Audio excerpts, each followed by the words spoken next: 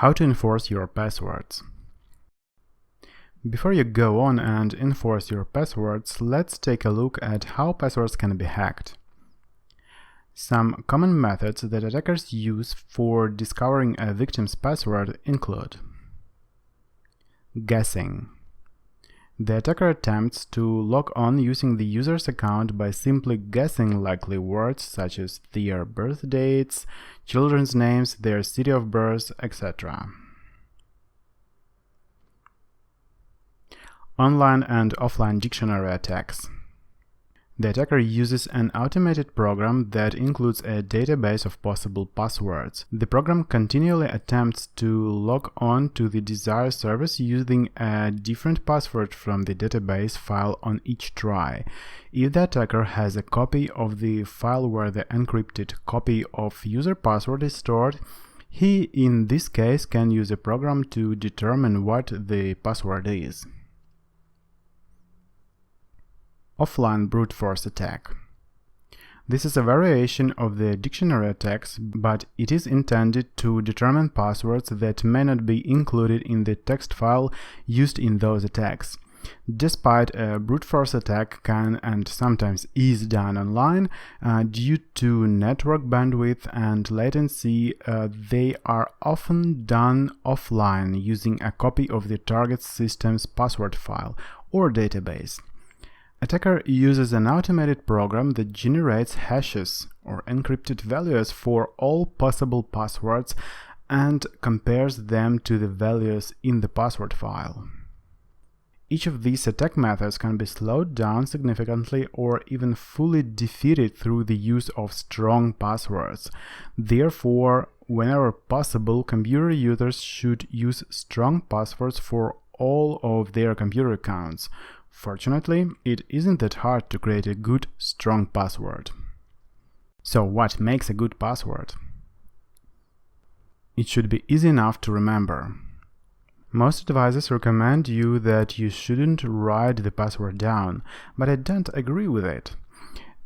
To enter your password quicker, it is in fact better to memorize it, but if you are going to use different, strong passwords for every account, and you don't trust password managers, and you don't have a phenomenal memory, you will have to write it down. But it actually could be one of the most secure ways to save your passwords. Yes, it is not a good idea to write them in plain text. You will have to find your own way to sort of cipher or modify your passwords before you write them down, so that only you can read them and tell what account does it stand for. Use at least 10 characters. Trustway Global Security Report reveals that it takes a day to crack an 8-character password in most cases, while it takes about 591 days to crack a 10-character password. That is why it is recommended that you use passwords of at least 10 characters or more and change them regularly, at least every 2 to 5 times a year. Use a mixture of characters and cases. It is a very good idea to use a mixture of uppercase letters, lowercase letters, one or more numbers, and at least 1 or 2 special characters. But to make up a truly strong password, it is not only essential to bear in mind what you've already heard, but you should also be aware of what to avoid in creating a password. You should always avoid names of any kind. These include your login name, your own or a family member's name, a pet's name, your native city name, or any other name on this planet.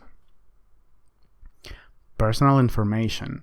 This includes your phone number, address, birthday, license plate number, your ATM PIN, or even a social security number or credit card number, or anything else someone could guess or look up about you.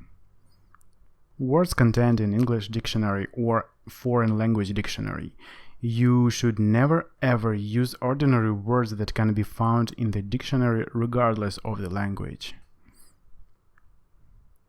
sequences of characters that can be found in any password dictionary, and I advise you to take a look at the list of 10,000 most common passwords dictionary. You can find it here. Okay, I bet now you're eager to check whether the passwords you use for your accounts are strong enough. Head on to the next lecture where we will check the passwords for strength.